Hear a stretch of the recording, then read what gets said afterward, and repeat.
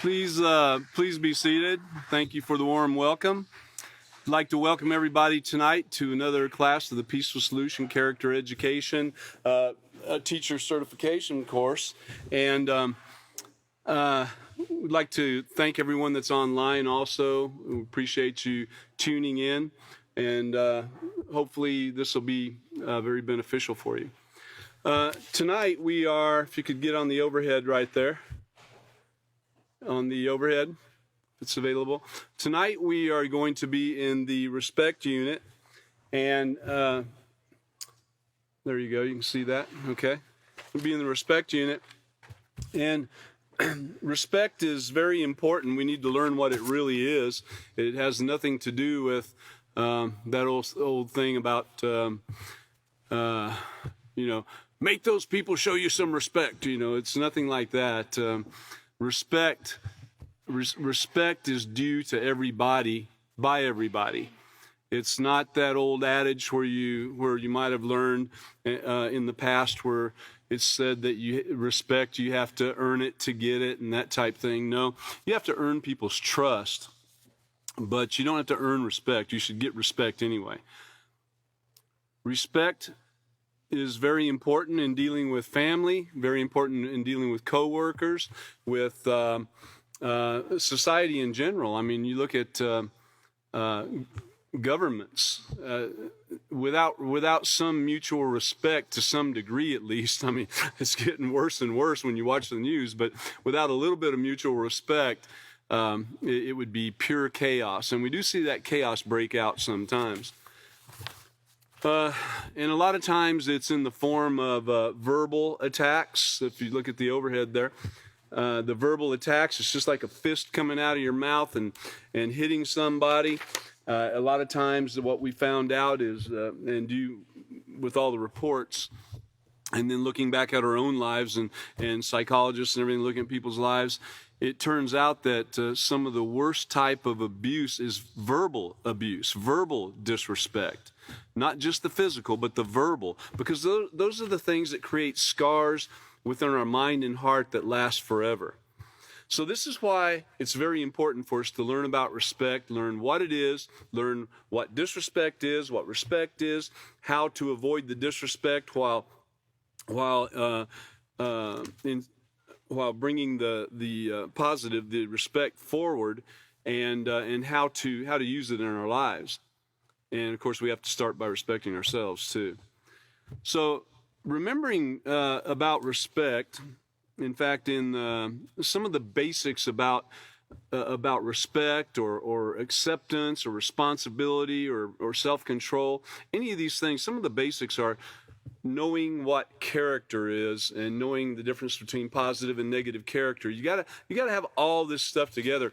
I know William kind of laughs a little bit sometimes when I do this, but I like to point out that it all works together. It's all synergistic, okay?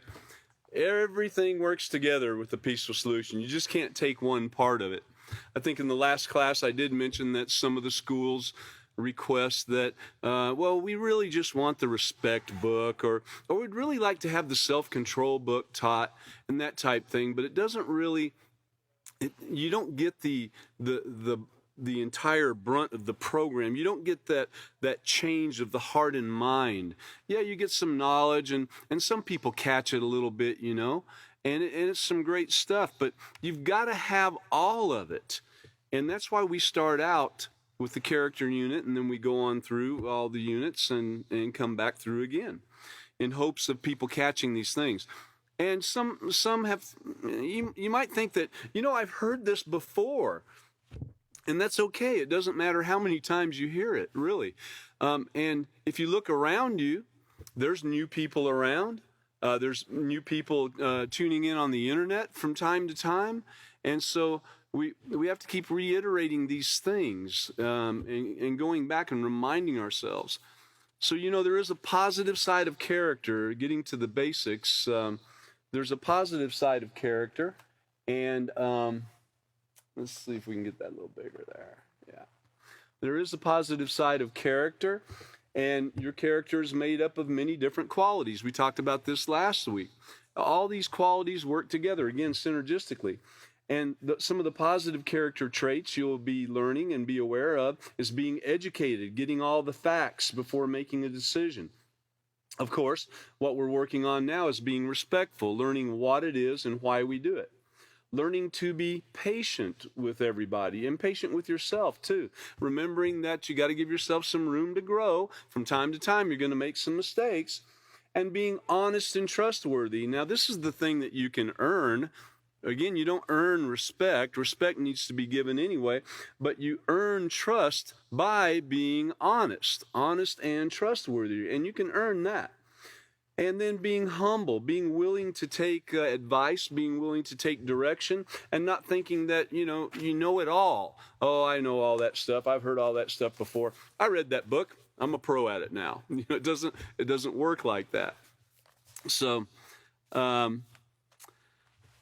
let's go ahead and look at LP4, page D, lesson plan 4, page D in our respect units, and we'll get started back on this lesson here. So we're in procedure number 4, and it ends with page 96. Now, this is a guide. This is in the teacher's manual, and you as a teacher will need to look at this guide and see how this lesson should flow. Now, there are certain parts of it you might not be able to do depending upon the situation. Sometimes it says to play a CD, which we have available, CDs with different narratives and some songs on it and so forth. But in every situation you're in, you might not be able to do that. So you have to be aware of your surroundings and what's available and what's not and what you can and can't do. And it's the same thing with the activities. If you have a very short time, some of the activities could take, half of that. So, in fact, in this class, in the teacher certification course, we don't normally go through the longer activities because of the time it would take and because of the situation here. It's not like we have all the tables rounded up together, So be aware, plan and be aware of what's going on. All right, so on page 96 is where we're ending up on procedure number 4, and we can turn over there right now.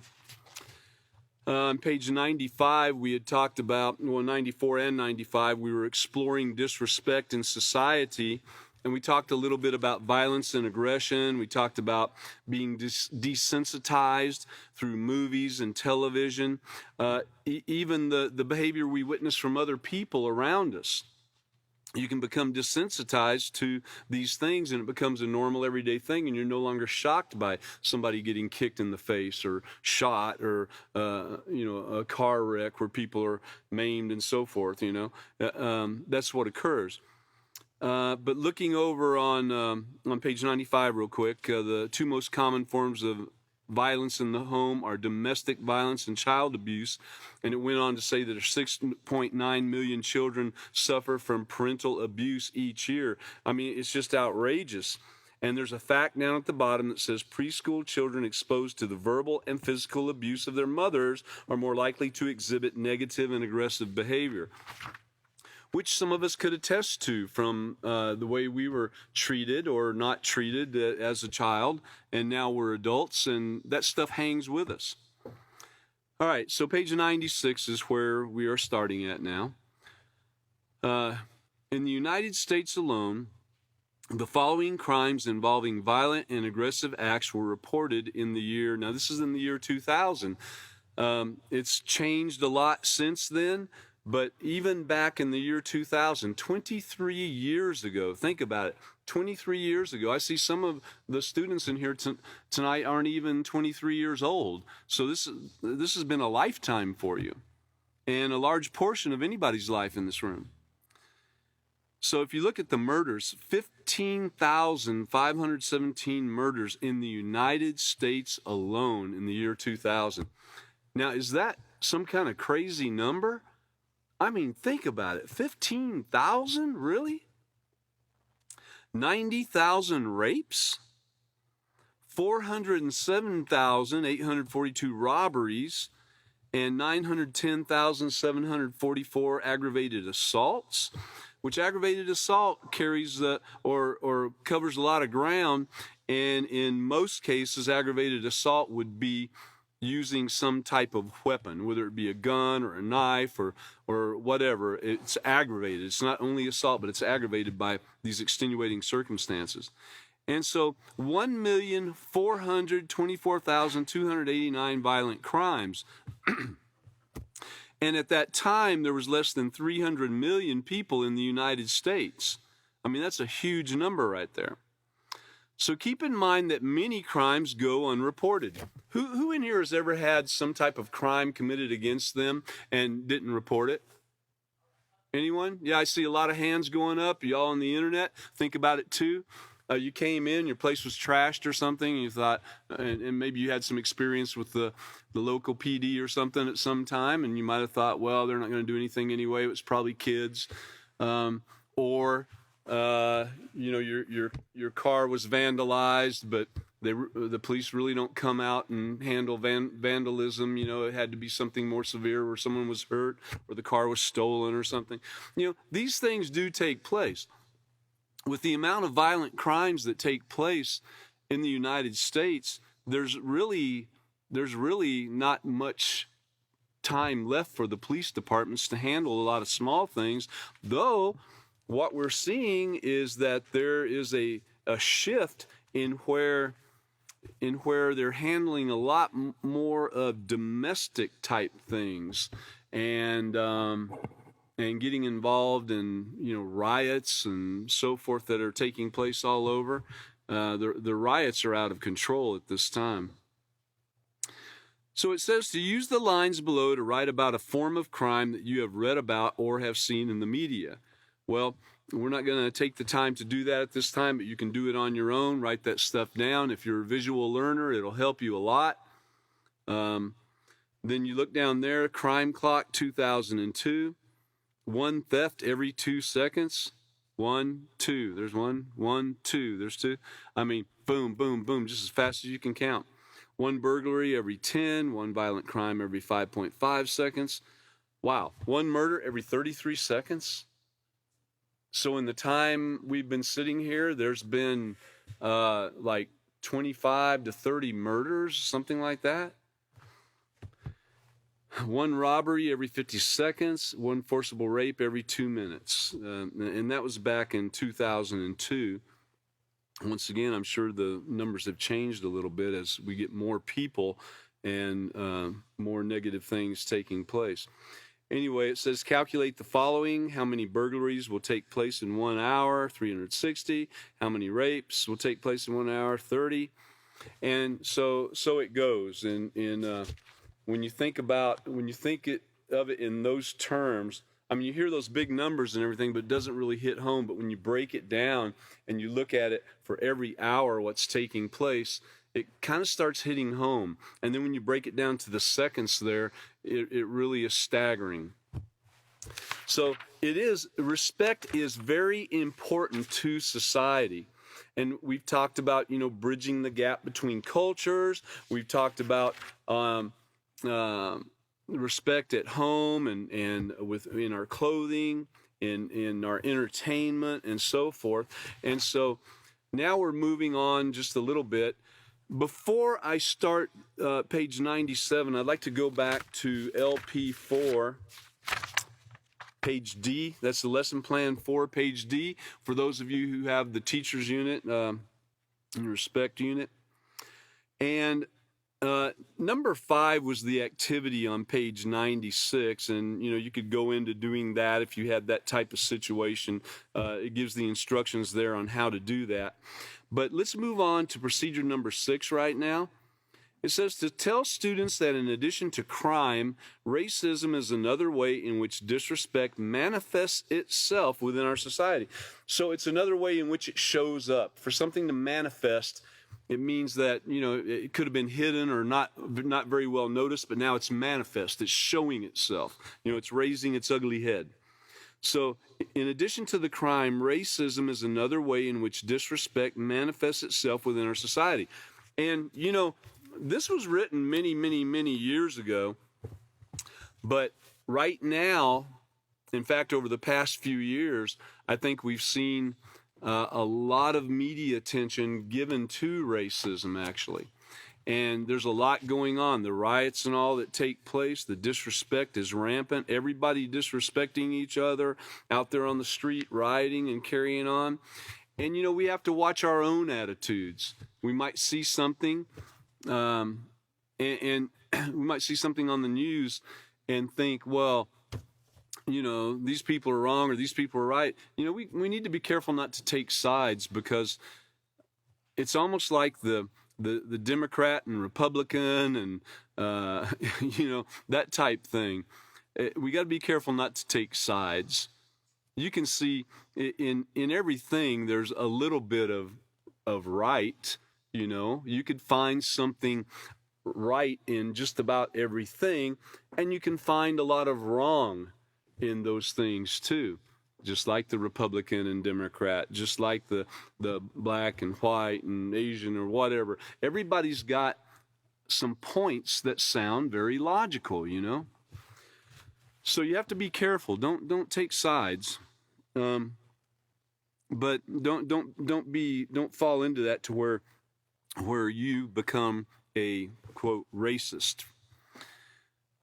So these forms of racism incorporates many forms of disrespect and has had far-reaching ramifications. And it says to turn to pages 97 and 99 and read this section called racism. And then there's an exercise called Understanding the Main Point found on 100 and discuss the answers. Let's go ahead and turn to page 97.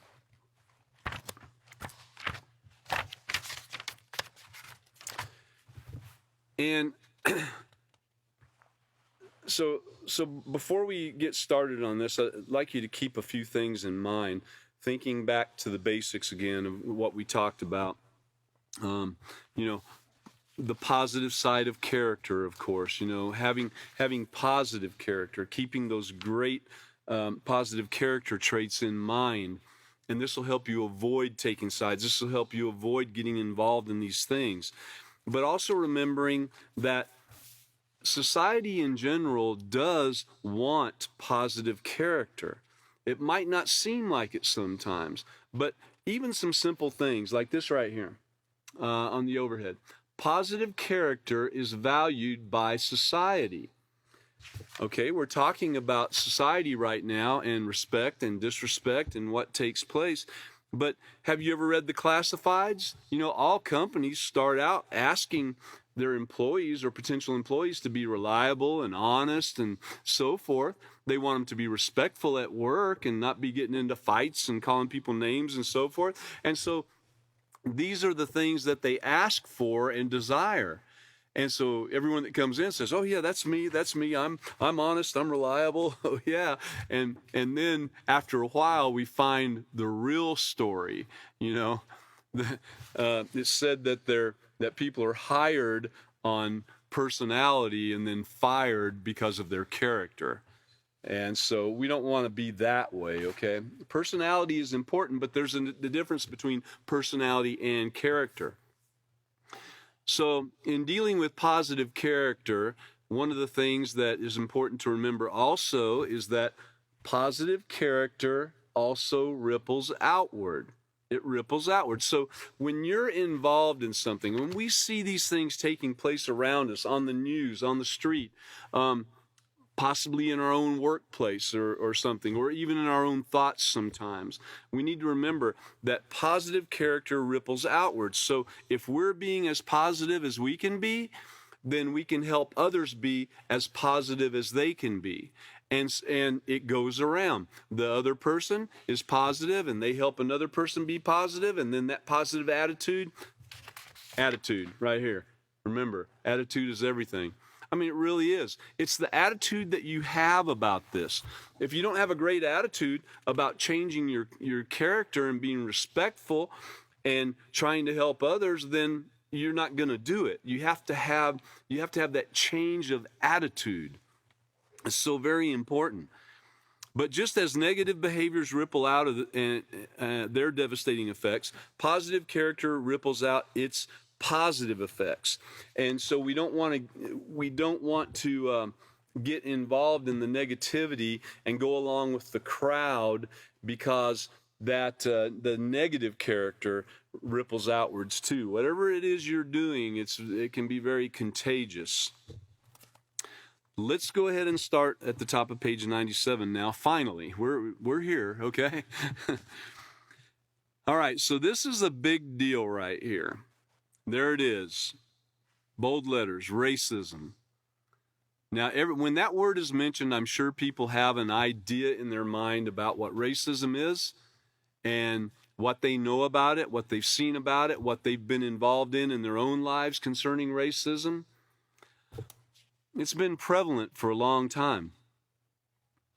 But in chapter 3, you learn that science has proven there's only one race, and that's the human race.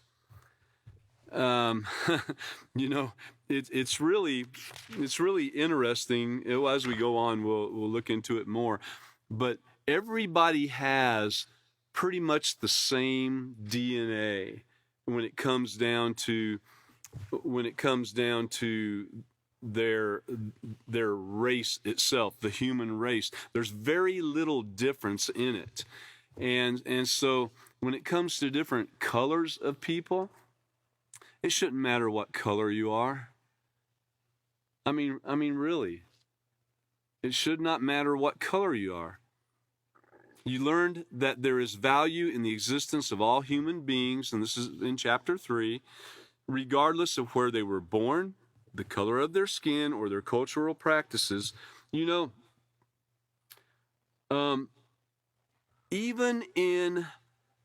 there's many places in the world where even people of the same color, and I mean, it's more prevalent in some areas than others, but it's really all over the place. But even people of the same color practice racism because they consider where a person was born. If they weren't born in the right area of the country, or the right area of the town, or the right area of, you know, wherever it might be, then they are practicing some type of discrimination, of course, but also racism, because racism isn't just color. We'll see more about this. All right, so we learned that there's value in the existence of all human beings, regardless of where they were born, the color of their skin, or their cultural practices. And when people in society ignore or refuse to accept these facts, the result is disharmony, fear, and a society that cannot function at its optimal best. Disrespect for others because of their nationality or cultural belief is called racism. You see that? I didn't say their color. It says disrespect for others because of their nationality or cultural belief, regardless of what color you are, is called racism. Racism promotes an ideology that there is a difference in the value of human existence. Let me read that thing one more time. And think about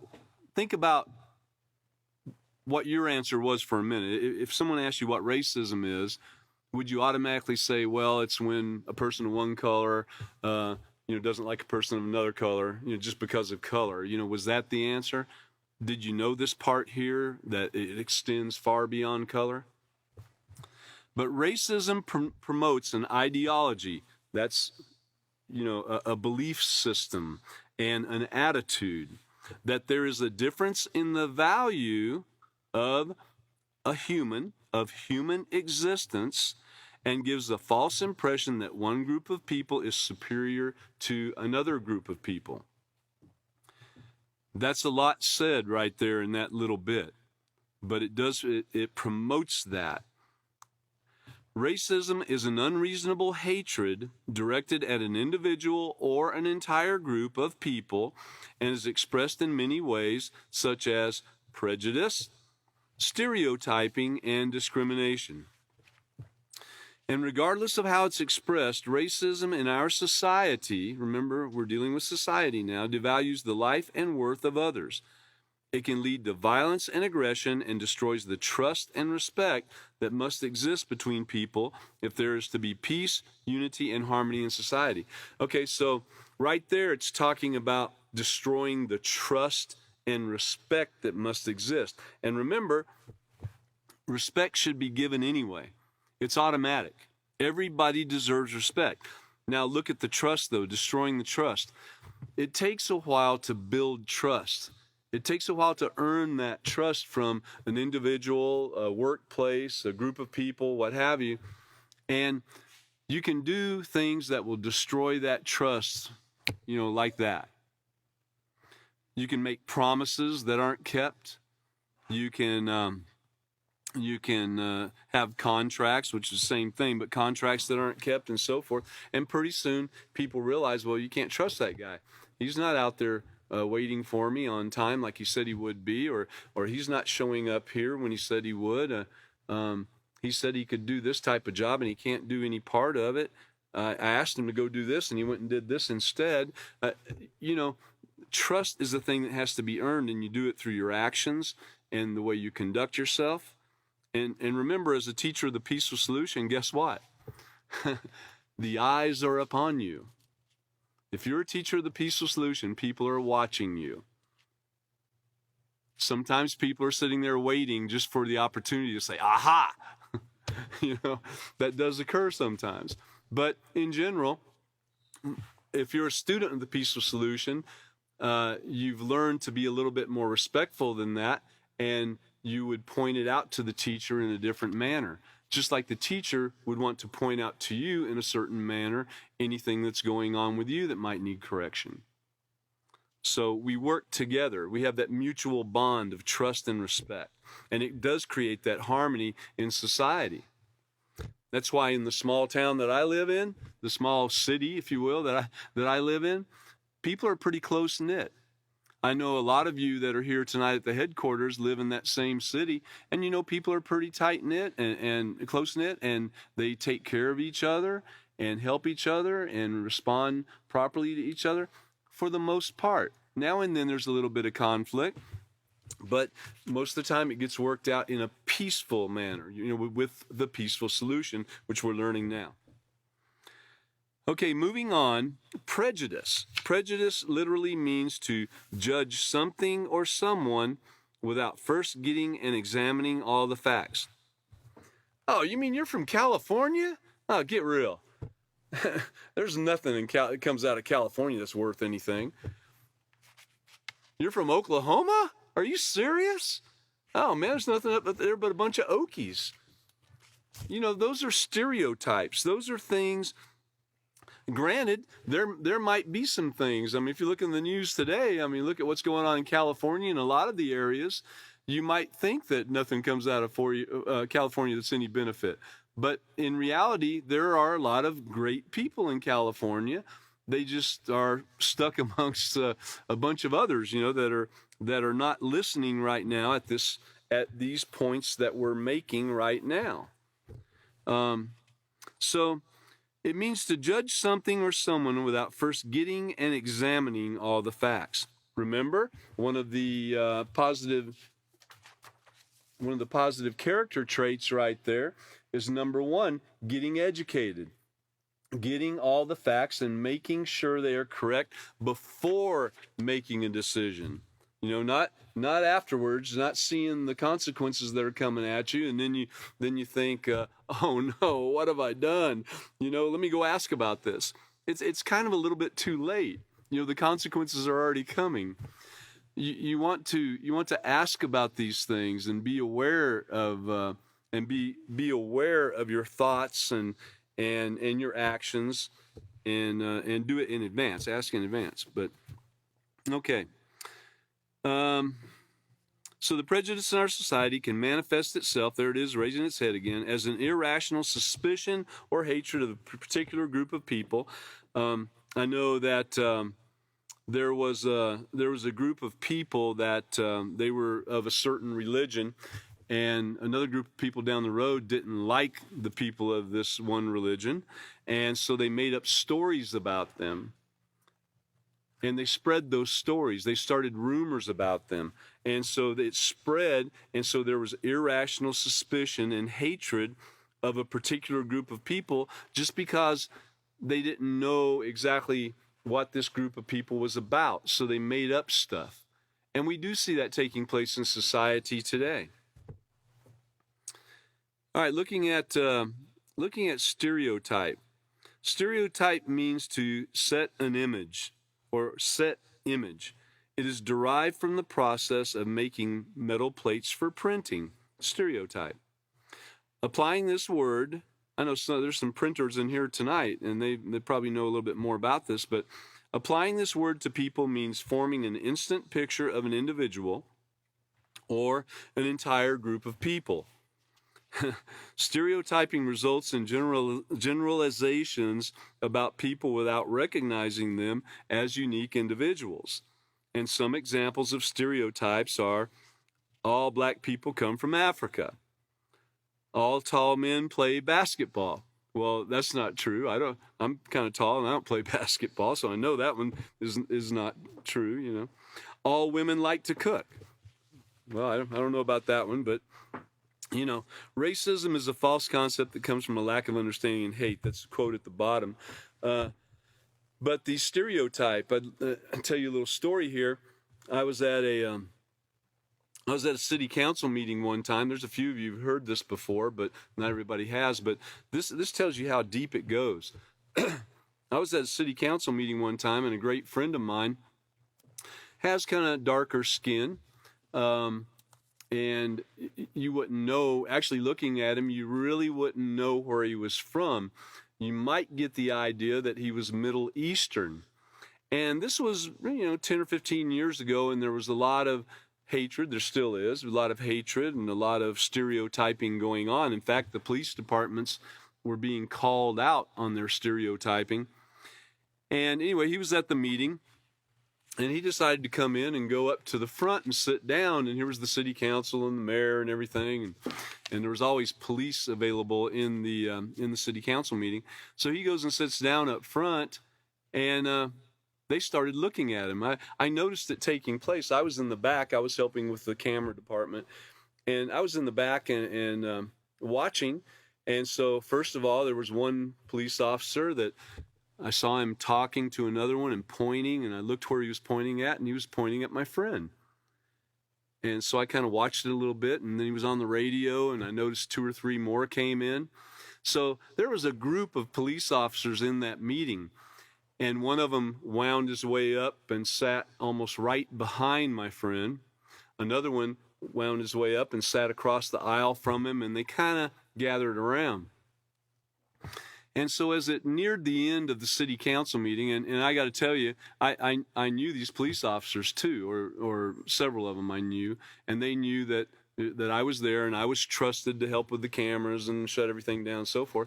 But so they were on him. They thought he was a terrorist or something, and that he was going to blow up a bomb in the middle of the city council meeting of all things. They were ready for some action, is what was going on. And so at the end of the meeting, my friend, they're going to follow him outside. He came down the aisle, and they started following him right away. And as he got closer to me, he said, "Hey, David, can I get the key to the car?"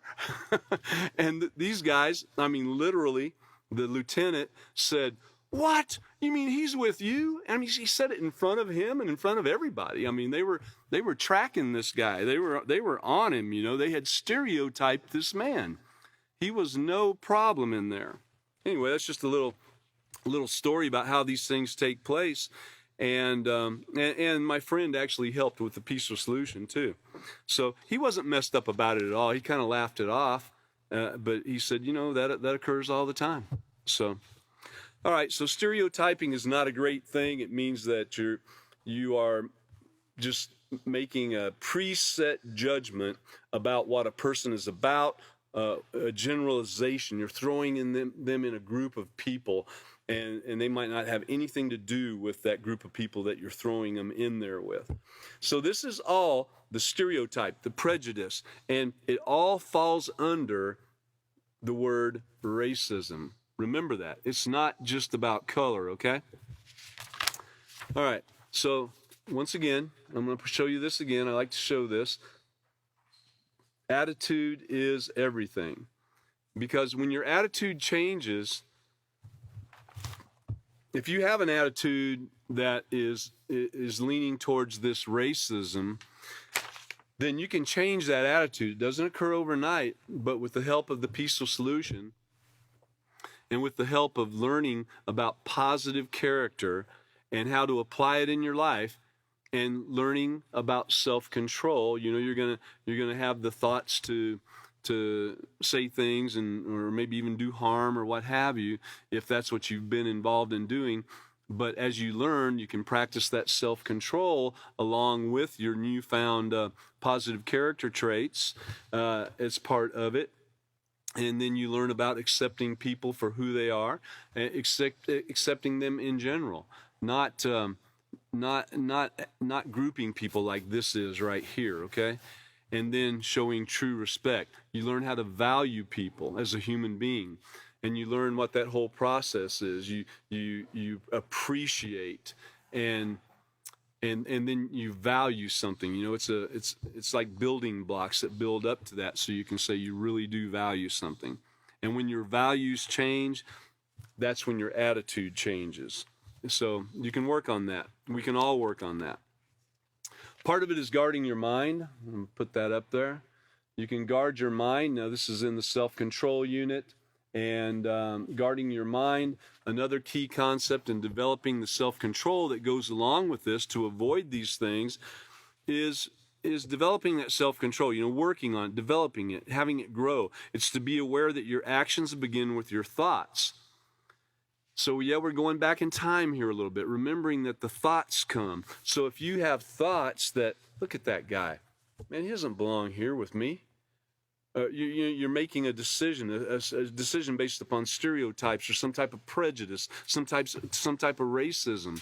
If you've got that in your mind and something like that comes in, then guard your mind. Guard your mind against those thoughts. There's some things that take place that hinder you from guarding your mind sometimes, and that is, the influences that are all around us. We've spoken a lot about influences in the peaceful solution. We've taught a lot about it. Everyone has had a lot of exposure to learning about influences and how important they are in guarding your mind, in being able to control yourself and practice respect. Practice the very self-control that you need to practice to be able to build and develop this peaceful character. Part of it that goes with it, of course, is optimism. If you're pessimistic, if you have thoughts like, today is going to be a horrible day. I rolled out on the wrong side of the bed. Before I even got out the door, this is what occurred to me. And on and on and on. And your day is filled with that. Guess what you are? You're the pessimist right here, okay? You're not the optimist. The optimist would look at it a total different way. But again, it takes that change of attitude. It takes wanting to change, and it takes guarding those thoughts that go to your mouth and you speak those things. You have to guard your thoughts. If you find yourself having pessimistic thoughts, stop before you open your mouth and spread it, and replace those thoughts with some cool thoughts, with some beneficial thoughts. No one's immune to having these negative thoughts. And you've got to deal with setbacks. You got to deal with disappointments. You got to deal with, yes, the things that might occur that aren't so great sometimes. You've got to deal with those things, but it doesn't mean that you have to reinvest in them and make them a solid thing in your life by repeating them and talking about them all the time. Because when you do, you build a foundation for it. And what does this have to do with racism? It has everything to do with racism. It has everything to do with respect. Again, all of it works synergistically together. It's a big circle. You have to have it all. Where do I start at? Well, You know, some of you are starting tonight by hearing this class right here, or the last few classes from either Catan or Chris or William, or some of the female teachers possibly. So you might be starting there, but you might have started at the character unit.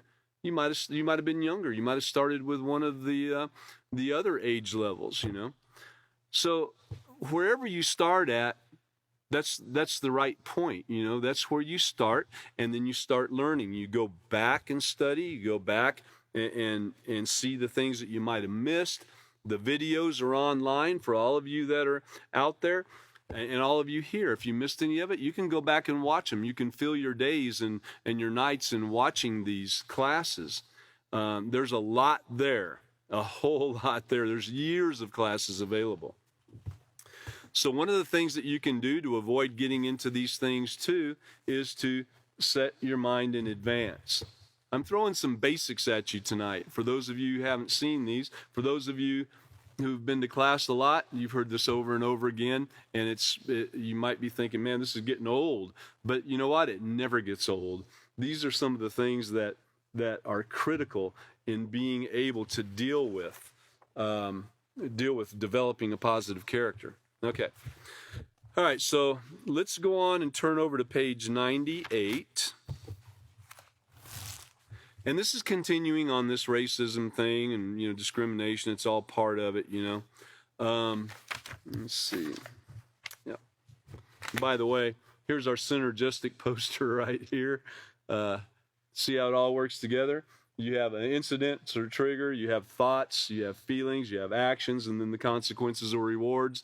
The consequences don't always come, and the rewards don't always come right away. Sometimes it can be a long time in the making. But just remember, that's how it works. It really does work that way. So when that trigger takes place and those thoughts start occurring in your mind, now's the time to decide, is this positive or negative? Is it pessimistic or optimistic? You know, now's the time to correct it before you get your feelings all caught up in it. And now it's harder to change. Once your feelings are in there, it gets harder. And you've got to change it, though, before you take the wrong action. Okay, top of page 98.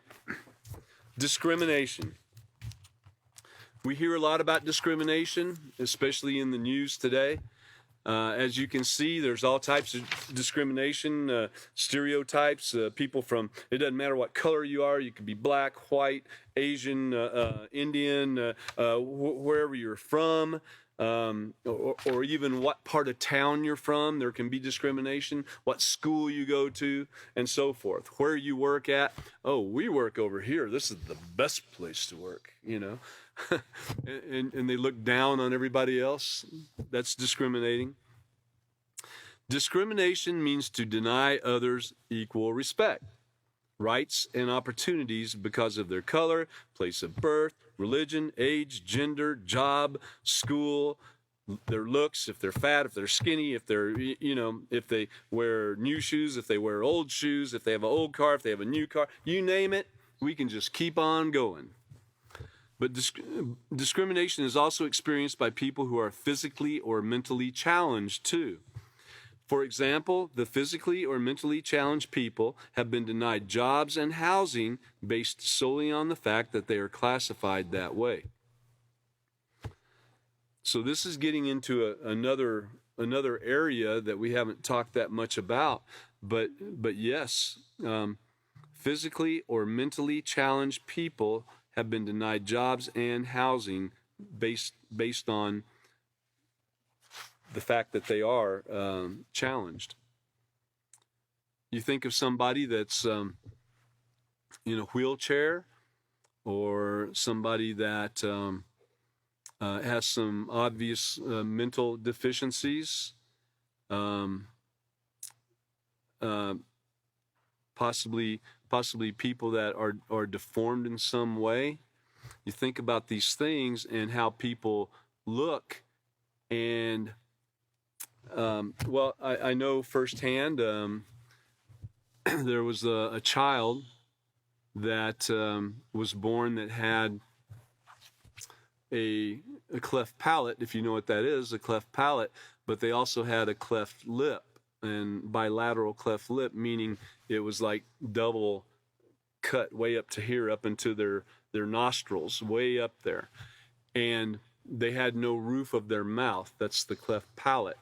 And so when looking at this child, it looked like, it was not, when you look at it, it looked so abnormal. Some people, there were comments that, they looked like a monster or something, because it didn't look normal. So I know in my generation, when a child would go to school that had a cleft palate or cleft lip, even though they might have tried to repair it in some way, it used to be very crude where they just kind of sewed it up, and they would get made fun of, they would get picked on, they would get beat, and it was really a tragic thing.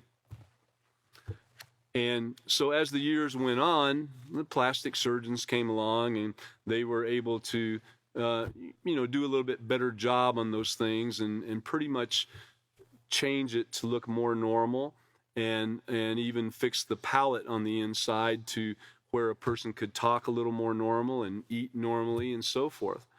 But if you've ever seen a little baby, less than 6 months old, a baby all the way up to 6 months old, that could not, their arms had to be kept away from their face. They couldn't touch their face once they had any kind of surgery or something like that done. So they had to take the little suit that the baby was in and put tongue depressors along the arm and sew it in there so that the baby couldn't touch their face. Their arm would move like that, right? If you've ever seen something like that, and if you've ever seen the looks that people give to a child like that going through a grocery store line, or, you pick the place. It doesn't matter. It's really something. And not only would the child experience these negative thoughts and the discrimination and everything, but also the parents would too. And then it affects you. It affects the way you think about things. It affects the way that you feel about things. So keep in mind, just because someone is physically or mentally challenged, there was a reason that they were, and what we're trying to do with the Peaceful Solution is help eliminate some of those reasons by helping people to make the right decisions with their conduct in whatever they do. If you take, for instance, a person that does drugs, well, drugs have been proven, especially some of the harder drugs have been proven to have a major effect on your DNA and your ability, your reproductive DNA, and it might have an effect on, or will have an effect on, that child to some degree, whether it be mentally or physically, something like that. So if we're able to teach people now, and this is why you want to become a teacher of the Peaceful Solution, if we're able to teach people now how to conduct themselves properly in everything that they do, this will not pass on to future generations. Hopefully, the change can be made to where the person doesn't go and do these drugs that affect their DNA and their RNA and DNA. They will remain healthy, okay? Because it does make a difference. Everybody knows and has heard that when a woman is pregnant with a child, she shouldn't be smoking, drinking alcohol in excess, if any at all, eating certain things that could have a harmful effect to the child and to her health. Anybody who's ever had children knows that there's things that you have to watch out for. Well, that's because there's going to be an immediate consequence or reward coming forth from those actions.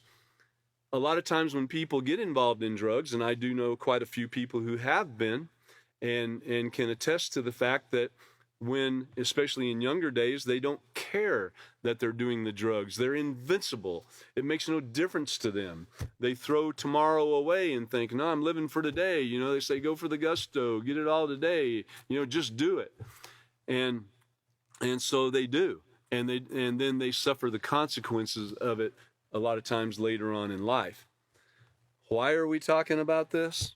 It's because it all comes together and works together. And so here we are talking about the physically and mentally challenged and how they are discriminated against also. So here are some of the rights that discrimination of every form steals from others. The right to receive an education, the right to live in a neighborhood of their choosing. So yeah, there's schools that have certain criteria or are in certain neighborhoods that they would never allow other children from the neighborhood across the tracks to come to their school. The right to live in a neighborhood of their choosing, the right to live up to their full potential and be productive members of society. I think it's probably a little bit better now, but I don't know exactly how much better it is. But if a person wants to start a business, it used to be a hard thing for someone that was being discriminated against, of course, to get a loan. And it probably still is. And it could reverse to some degree. There's all kinds of people that are in charge, or people who have the authority to make decisions in people's lives, can be affected by these things, the racism, the discrimination, the prejudice, and the stereotypes, and they can let it affect their job. Just like I mentioned, those in authority, police officers, judges, lawyers, whatever, school teachers, we have to guard against these things. Discrimination is based on prejudice and stereotypes. So many people in our society, we're on page 98 about midways. Many people in our society have lost their lives because of racism. Unless people begin to value life, many more people will die. Racism has robbed millions of their right to life because it usually results in violence. Get it? It usually results in violence. And what do we see out there today in the news? There's a lot of violence taking place, especially in the cities. Violence sends a loud, clear message that someone's life and well-being are worthless. Even people don't think it through sometimes before they do things, with their violent actions, sometimes those consequences are so quick to come your way. I've told the story before about a very popular country and western bar in central Arkansas, where two men got in a very quick fight. It was just a moment. A man walked out on the dance floor because he didn't like who the other guy was dancing with, and he walked up there and he hit him. They had a few words, and he hit him just right. And the guy immediately was knocked out and fell backwards, hit his head on the concrete floor, and died on the spot before the paramedics could even get there. Now, just because of some stupid thing, and the guy was probably brought up in violence and was probably used to handling things with his fists, to just walk out there and hit somebody. I'm sure it wasn't the first time. So, but not thinking about it, possibly in the past it never did turn into anything near like that. It hit somebody, maybe he'd get hit back, or they'd stop and shake hands or whatever, but you don't know when it's going to take place. And so you really are saying that someone's life and well-being are worthless. If you hit them in the face, you don't care if you're going to maim them for life and maybe take their vision away. Maybe take their hearing away by hitting them just right in the ear. Maybe break a jaw that doesn't ever heal again. Who knows? These things you have to think about. Anyway, the Holocaust that took place during World War II is a permanent part of our history and serves as a vivid reminder of the devastating consequences of racism in society. We've all heard about the Holocaust and the horrible things that were done to people. These people were not valued as human beings. They were thought of as animals. And even animals should be treated better than that.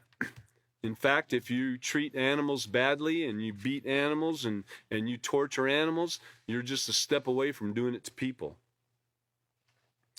So these are reminders of racism in society. And because of racist ideologies, Jewish people and other ethnic groups who lived in Germany and other European countries between the years of 1933 and 1945 were severely discriminated against, with the use of unfair laws and propaganda, which is the systematic spreading of false information through newspaper, radio, word of mouth, media of all types. Millions of people had all of their basic human rights stolen from them.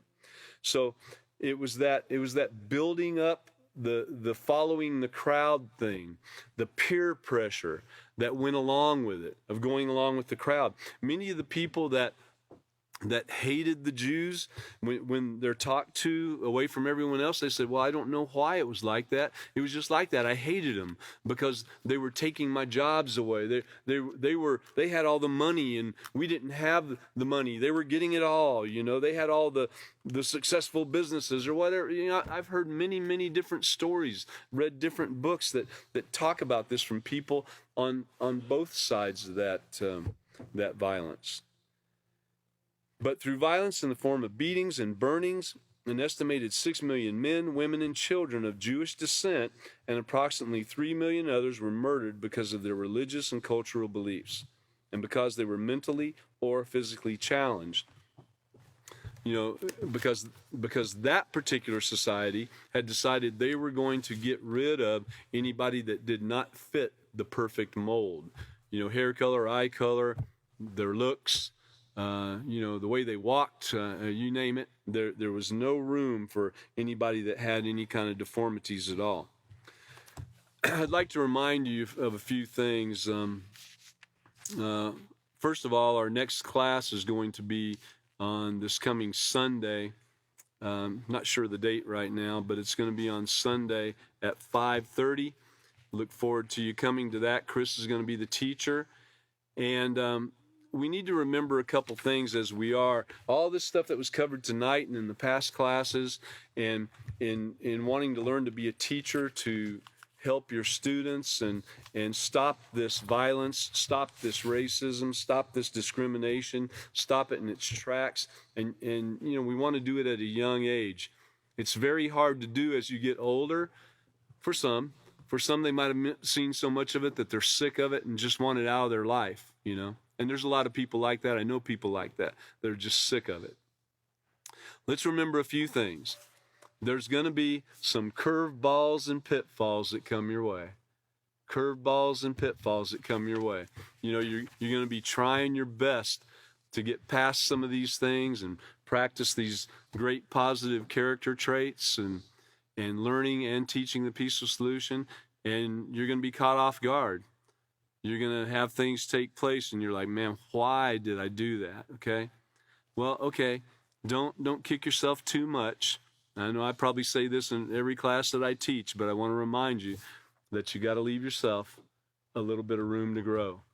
You have to know that growing is not, you know, you don't just take off and you grow perfectly. You know, you're going to have little things along the way take place. Kind of like a road map. You know, if you want to go from here to Oklahoma City, you know which way to go, but you might have to take a few detours along the way. You're on that straight and narrow highway and you get off on the wrong road. Well, you got to correct it and get back on the right road. And this is the same thing. You got to leave yourself a little bit of room to grow. And so with that, I'd like to thank everybody for coming tonight and remind you again, this coming Sunday night at 5:30. We look forward to seeing you here again in the Peaceful Solution Teacher Certification course. So with that, we're going to close down for tonight. All right, thank you.